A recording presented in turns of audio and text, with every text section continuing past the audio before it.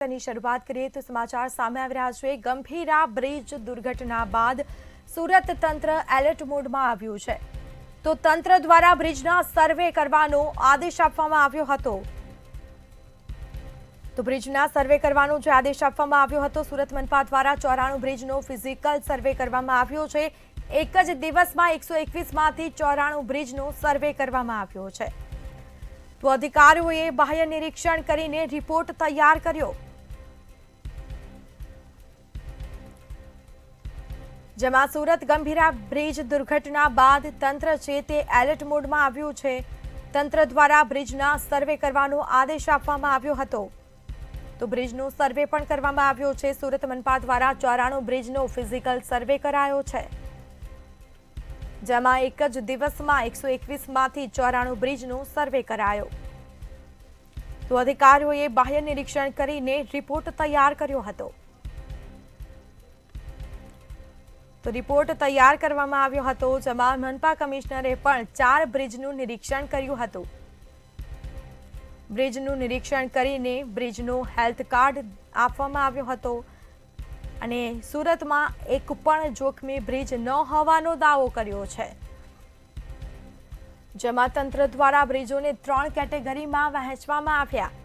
તપાસ કરતા બ્રિજોને 3 કેટેગરીમાં વહેંચવાયા છે।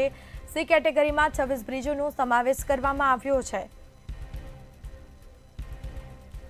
તો ગંભીરા બ્રિજ દુર્ઘટના બાદ તંત્ર એલર્ટ મોડમાં આવ્યું। તંત્ર દ્વારા બ્રિજનો સર્વે કરવાનો આદેશ આપ્યો હતો। સંવાદદાતા રાબિયા સાલે ફોન લાઈન પર જોડાયા છે। જી રાબિયા, ગંભીરા બ્રિજ દુર્ઘટના બાદ સુરતનું તંત્ર જાગ્યું છે, બ્રિજનો સર્વે કરવામાં આવ્યો છે, શું વિગત?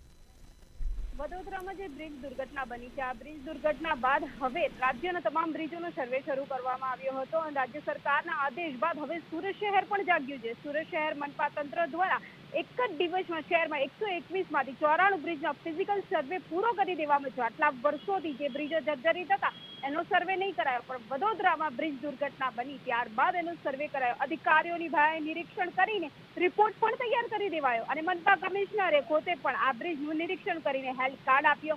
પાલિકાના સિટી એન્જિનિયર જે છે તેમનો સ્પષ્ટ દાવો છે કે એક પણ બ્રિજ જોખમી નથી, જો કે વાસ્તવિકતા તદ્દન જુદી છે। સી કેટેગરીમાં 26 જેટલા બ્રિજો છે જેમની રિપેરિંગ કામગીરી ચાલી રહી છે અને બી કેટેગરીમાં 15 બ્રિજો છે। આમ એ કેટેગરીમાં એક પણ પ્રકારના બ્રિજ નુકસાની વગરના હોવાના 80 બ્રિજો હોવાનું ક્યાંક સિટી એન્જિનિયરનો દાવો છે। જો કે વાસ્તવિકતા કહી શકાય કે બ્રિજની કંઈક અલગ જ છે। સુરતના કેટલાક બ્રિજો ક્યાં જર્જરિત જોવા મળતા હોય છે તો ક્યાંક તેના સલિયા દેખાઈ રહ્યા છે, પરંતુ પોકળ દાવા જે છે મનપાના અધિકારીઓના સામે આવી રહ્યા છે। જી આપવા બદલ આપનો આભાર। તો સી કેટેગરીમાં 26 બ્રિજોનો સમાવેશ કરવામાં આવ્યો છે, જેમાં સુરત ગંભીરા બ્રિજ દુર્ઘટના બાદ સુરત તંત્ર એલર્ટ મોડમાં આવ્યું છે। તંત્ર દ્વારા બ્રિજના સર્વે કરવાનો આદેશ આપ્યો હતો, તો બ્રિજનો સર્વે કરવામાં આવ્યો છે। સુરત મનપા દ્વારા 94 બ્રિજનો ફિઝિકલ સર્વે કરાયો છે। એક જ દિવસમાં 121 માંથી 94 બ્રિજનો સર્વે કરાયો।